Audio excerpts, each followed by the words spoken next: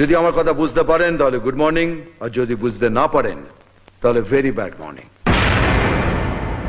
আপনারা এই রাজ্যের দায়িত্বশীল মন্ত্রী এবং আমলা, আপনাদের উপর রাজ্যের এগিয়ে যাওয়া নির্ভর করছে। এতদিন ধরে তো সরকার খোলভুসি খাইয়েছে, এবার 7 দিন ধরে দুধ দুইবে। সমস্ত দপ্তরের ব্যালেন্স শিট মানে জাবডা খাতা 1 ঘন্টার মধ্যে অর্থ দপ্তরে জমা করতে হবে। এত তাড়াতাড়ি ব্যালেন্স শিট দেওয়া অসম্ভব, সময় লাগবে ভাই। সবার সঙ্গে যোগাযোগ করতে হবে, সবাইকে নিয়ে বসতে হবে, সবকিছু খতিয়ে দেখতে হবে। কোথায় কি ঘাবলা আছে ঢাকতে হবে, যোগ বিয়োগ বাঁদিক ডানদিক সব দেখে উত্তরের জায়গায় লিখতে হবে।